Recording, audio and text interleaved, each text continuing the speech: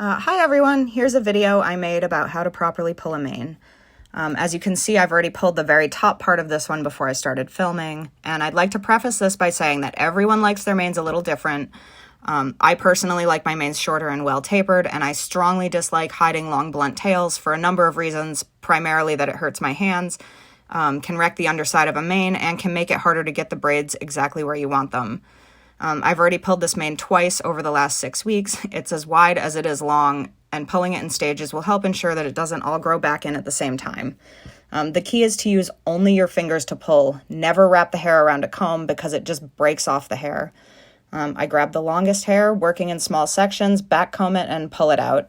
If it doesn't come out, go smaller. A good rule of thumb I have for non-braiders attempting to pull is that if you can't comfortably get both your middle and your ring finger around the hair you're trying to pull out, it's getting too short and you should stop. If you can only comfortably grab the hair with your middle finger, unless you're an experienced braider that knows exactly what you're doing, please stop there.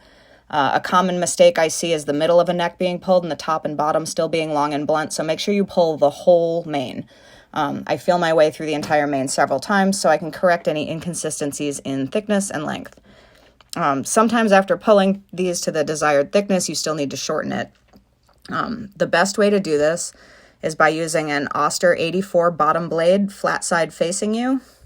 You want to pinch the longest hairs, back comb about 1/3 of the way up the hair, and rake the blade through the hair you're holding. As you can see, I'm only removing very small amounts of hair, but enough that you're taking the bluntness out and getting it to your desired length. If you grab big chunks, back comb 1/2 inch and chop it off, it's going to feel blunter than it looks when you braid it.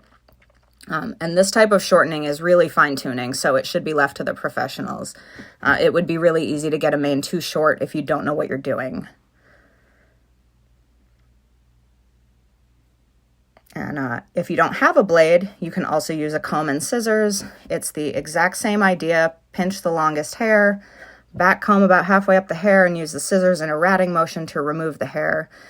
In everything with mane adjusting for hunter braids, you don't want choppiness or bluntness. So the trick to this is the ratting motion as opposed to just cutting straight across. This is what it should look like braided down.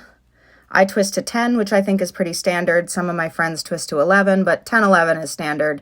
If you're braiding down and the ends feel longer or blunter on any given braid, it's okay to take it out, blade that section, and make it exactly how you want. I don't always get it where I want it on the first try, so I regularly find myself fine-tuning my manes as I braid down. When you pull the tails in, they should all sit neatly next to the braid pointing down. If they pop off to the side, it means your knot isn't secured in the top of the braid. And this is why, for me, proper tapering is so important to my finished product. This mane ended up a touch thicker than I like, but it still looks really nice because the thickness and length is so consistent from start to finish. So I hope this helps you guys.